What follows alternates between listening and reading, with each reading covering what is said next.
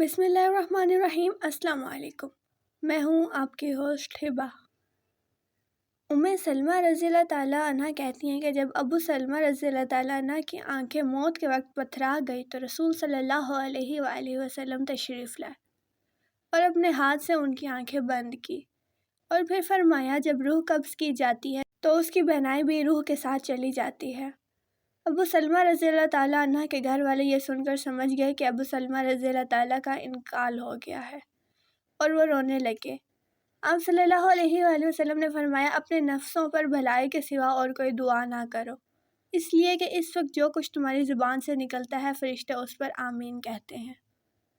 اس کے بعد آپ صلی اللہ علیہ وآلہ وسلم نے فرمایا اے اللہ ابو سلمہ رضی اللہ تعالیٰ عنہ کو بخش دے، ان کا مرتبہ بلند فرما کر ان لوگوں میں ان کو شامل کر دے جن کو راہ مستقیم دکھائی گئی ہے، ان کے پسماندگان کی کارسازی فرما اور اے تمام جہانوں کے پروردگار ہم کو اور ان کو بخش دے اور ان کی قبر میں کشادگی فرما اور اس کو انور سے منور کر دے۔ اس حدیث میں نبی صلی اللہ علیہ وآلہ وسلم نے ابو سلمہ رضی اللہ تعالیٰ عنہ کے لیے قبر کو کشادہ کرنے اور قبر کو نور سے منور کر دینے کی دعا فرمائی۔ ثابت ہوا کہ مومن کی قبر کو اللہ تعالیٰ نور سے منور فرما دیتا ہے اور کافر یا منافق کی قبر ظلمت سے بھر جاتی ہے اور اسے تنگ کر دیا جاتا ہے۔ مرنے کے بعد انسان کو سب سے پہلے قبر کے مراحل سے گزرنا پڑتا ہے، اس لیے نبی صلی اللہ علیہ وسلم نے اس کے خوفناک، خطرناک اور سخت حالات سے امت کو آگاہ فرمایا ہے۔ اسی لیے تو آپ صلی اللہ علیہ وسلم نے فرمایا کہ اگر مجھے اس بات کا ڈر نہ ہوتا کہ تم مردے ہی دفن کرنا چھوڑ دو گے تو میں اللہ تعالیٰ سے دعا کرتا کہ وہ تمہیں بھی عذاب قبر سنا دے جس طرح کہ میں سنتا ہوں۔ صحابہ کرام رضی اللہ تعالیٰ عنہ بھی قبر کے تصور سے لرزہ براندم رہتے تھے۔ بے شک رسول صلی اللہ علیہ وآلہ وسلم نے ارشاد فرمایا کہ قبر آخرت کی منزلوں میں سے پہلی منزل ہے، پس جس نے اس منزل سے نجات پائی اس کے بعد کی منزلیں آسان ہوں گی، اور جس نے اس منزل سے نجات حاصل نہ کی اس کے بعد کی منزلیں سخت و دشوار ہوں گی۔ رسول صلی اللہ علیہ وآلہ وسلم نے ارشاد فرمایا کہ میں نے کبھی کوئی منظر قبر سے زیادہ سخت نہیں دیکھا۔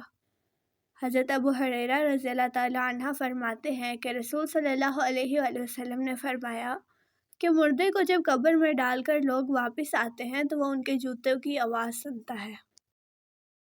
اگر وہ مردہ مومن ہوتا ہے تو نماز اس کے سر کے پاس، روزہ اس کے دائیں جانب، زکوٰۃ اس کے بائیں جانب اور دوسرے نیک اعمال صدقہ و خیرات، صلہ رحمی اور لوگوں سے اچھا سلوک وغیرہ اس کے پاؤں کے پاس آ جاتے ہیں۔ جب اس کے سر کی طرف سے کوئی آتا ہے تو نماز اس کے قریب آنے سے روکتی ہے، اس کے دائیں جانب کوئی آتا ہے تو روزہ اس کو اپنے قریب آنے سے روکتا ہے اور آڑ بن جاتا ہے، جب بائیں جانب سے کوئی آتا ہے تو زکوٰۃ راستہ روک لیتی ہے اور اس کو قریب آنے سے روکتی ہے، اور جب اس مردے کے پاؤں کی طرف کوئی آتا ہے تو اس کے نیک اعمال یعنی صدقہ، خیرات، صلہ رحمی اور لوگوں کے ساتھ حسن سلوک وغیرہ آڑ بن جاتے ہیں۔ پھر اس سے کہا جاتا ہے کہ بیٹھ جاؤ، چنانچہ وہ بیٹھ جاتا ہے اور اس کو سورج ایسے دکھائی دیتا ہے جیسے غروب ہونے کو ہے۔ پھر اس سے کہا جاتا ہے کہ تم اس شخص کے بارے میں جو تم میں مبعوث ہوا تھا کیا کہتے ہو اور اس کے متعلق کیا گواہی دیتے ہو؟ وہ کہتا ہے مجھے ذرا نماز پڑھ لینے دو۔ اسے کہا جاتا ہے کہ تم عنقریب یہ کام کر لو گے، پہلے اس سوال کا جواب دو کہ تم اس شخص کے بارے میں جو تم میں مبعوث ہوا تھا کیا کہتے ہو اور کیا گواہی دیتے ہو؟ وہ کہے گا یہ محمد صلی اللہ علیہ وآلہ وسلم ہے، میں گواہی دیتا ہوں کہ وہ اللہ کے رسول ہیں، اللہ تعالیٰ کے پاس سے دین حق لے کر آئے۔ اس سے کہا جائے گا تم اسی بات پر تم زندہ رہے اور اسی پر تمہاری موت آئی اور انشاءاللہ اسی عمل پر تم زندہ کر کے اٹھائے جاؤ گے۔ اس کے بعد اس کے لیے جنت کا دروازہ کھولا جاتا ہے جس کو دیکھ کر اس کی خوشی میں اضافہ ہو جائے گا۔ پھر اس کے سامنے دوزخ کا دروازہ کھولا جاتا ہے اور اس کو کہا جاتا ہے کہ اگر تو نافرمانی کرتا تو دوزخ میں تیرا یہ ٹھکانہ اللہ نے تیار کیا تھا۔ اس کو دیکھ کر اس کی خوشی اور شک میں اضافہ ہو جاتا اور اس کے لیے قبر 70 ہاتھ کشادہ کر دی جاتی ہے اور منور کر دی جاتی ہے اور دوبارہ اس کا جسم پہلی حالت میں لوٹا دیا جاتا ہے اور اس روح کو عمدہ اور پاکیزہ خوشبو میں رکھ دیا جاتا ہے، یعنی ان پرندوں کے پیٹ میں جو جنت کے درختوں پہ چڑھتے پھرتے ہیں۔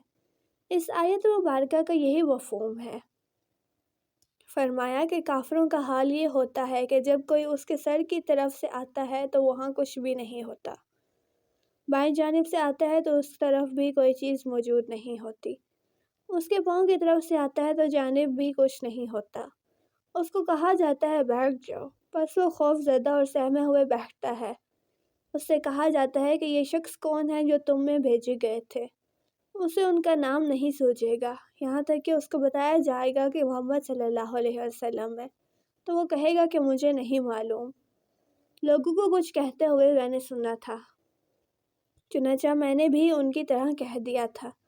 اس سے کہا جاتا ہے تو اسی بات پہ زندہ رہا اور اسی بات پر تجھے موت آئی اور انشاءاللہ اسی حالت میں دوبارہ زندہ ہوگا۔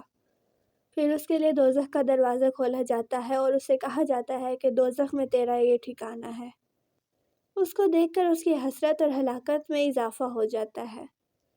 پھر جنت کا دروازہ کھولا جاتا ہے اور اسے کہا جاتا ہے اگر تو فرما برداری کرتا تو جنت میں یہ ٹھکانہ اللہ تعالیٰ نے تیرے لیے تیار کیا تھا۔ اس کو دیکھ کے اس کی حسرت اور ہلاکت اور بھی بڑھ جاتی ہے، اور پھر اس کی قبر اس قدر تنگ کر دی جاتی ہے کہ ادھر کی پسلیاں ادھر نکل جاتی ہیں۔